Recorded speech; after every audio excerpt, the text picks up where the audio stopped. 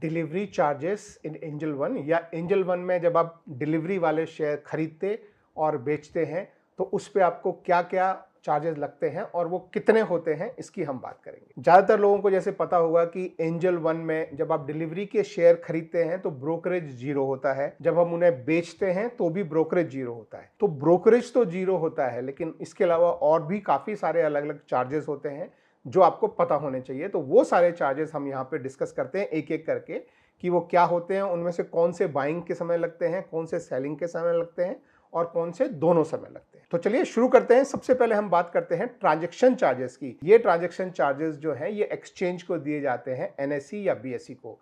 तो आप देख सकते हैं कि एनएसई में ये चार्जेस 0.00322% है और बीएसई में ये चार्जेस या तो इतने ही हैं या इससे थोड़े उससे ज़्यादा होते हैं, लेकिन कई बार वो स्क्रिप्ट पे मतलब कौन से ग्रुप के स्टॉक हैं उन पे डिपेंडेंट होता है। और ये जो चार्जेस हैं ये आपको बाइंग के समय भी लगते हैं और सेलिंग के समय भी लगते हैं। दूसरा जो चार्जेस है, जो डीमैट ट्रांजैक्शन चार्जेस जिसे हम बोलते हैं या डीपी चार्जेस जिसे हम बोलते हैं, ये आपको लगता है सेलिंग के समय में। इसका कुछ पोर्शन जो है वो एंजल वन को जाता है और कुछ पोर्शन उसका जो डिपॉजिटरी है, जो कि या तो सीडीएसएल हो सकता है या एनएसडीएल हो सकता है, कुछ पोर्शन उसको जाता है। तो जब आप शेयर खरीदते हैं उस समय आपको कोई डीपी चार्जेस नहीं लगता है, शेयर आपकी डिपॉजिटरी में आ जाता है। लेकिन जब आप शेयर बेचना चाहते हैं, जब आपको डिपॉजिटरी से शेयर निकालना होता है, उस समय आपको ये डीपी चार्जेस जो हैं वो देने पड़ते हैं। और एंजल वन में डिपॉजिटरी चार्जेस या डीपी चार्जेस जो हैं वो 20 रुपए प्लस जीएसटी यानी कि 23 रुपए 60 पैसे जो है वो आपको देना पड़ता है। और ये हर कंपनी बेस होता है, यानी अगर आप एक कंपनी का शेयर बेच रहे हैं, मान लीजिए आप रिलायंस का कोई शेयर आपके पास वो बेच रहे हैं, तो जब आप वो डीपी से निकालेंगे बेचने के लिए, उस समय आपको 23 रुपए 60 पैसे आपको जो है वो देना पड़ेगा। चाहे आपके पास उस रिलायंस का एक शेयर हो, चाहे 10 शेयर हो, चाहे 1000 शेयर हो, चाहे लाख शेयर हो, एक विड्रॉल अगर आप करेंगे एक कंपनी की एक स्क्रिप्ट का, तो उस पर आपको इतना लगेगा। अगर दो कंपनियां कर रहे हैं, मान लीजिए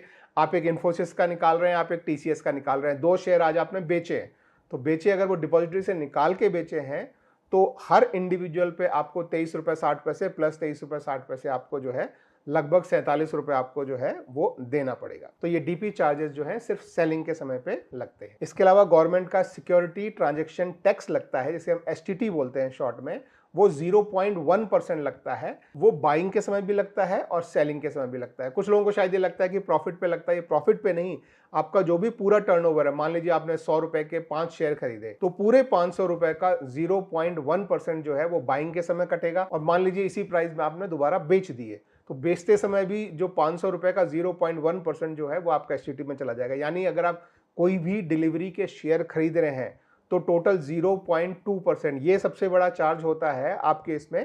तो ध्यान रखें कि 0.2%, और ये सारे ब्रोकर्स में सेम है। ये सारे चार्जेस में ब्रोकर में फर्क नहीं आता है। ब्रोकर्स में फर्क आता है कि उसका ब्रोकरेज कितना है, उसका डीपी चार्ज कितना है, नॉर्मली इनमें फर्क आता है। बाकी ये एसटीटी और एनएसई के चार्जेस, सेबी के चार्जेस, ये सब में सेम रहते हैं। सबसे बड़ा जो चार्ज हमेशा होता है वो होता है आपका एसटीटी, जो कि बाइंग और सेलिंग में मिला के 0.2% लग जाता है। इसके अलावा आपको पता है अगर कोई भी आपका ब्रोकरेज होता है या कोई भी आपका डीपी चार्ज होता है या कोई भी एक्सचेंज के चार्जेस होते हैं, उन सब पे 18% जीएसटी जो है वो लगता ही है। तो ये भी आपको जो है वो थोड़ा चार्ज आपका बन जाता है एडिशनल।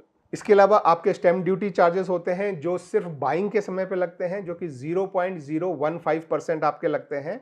और एक सेबी के चार्जेस होते हैं जो कि 0.001%, यानी कि 1 करोड़ रुपए पे 10 रुपए के चार्जेस जो है वो लगाए जाते हैं। तो ये सारे जो लिस्ट ऑफ चार्जेस हैं वो आपको बाइंग या सेलिंग या दोनों समय आपके डिलीवरी ट्रेडिंग या डिलीवरी शेयर जब आप बाय करते हैं इन्वेस्टमेंट की फॉर्म में, या आज खरीद के कल या उसके बाद कभी भी बेचना चाहते हैं, तो ये सारे चार्जेस आपको लगाए जाते हैं। Thank you.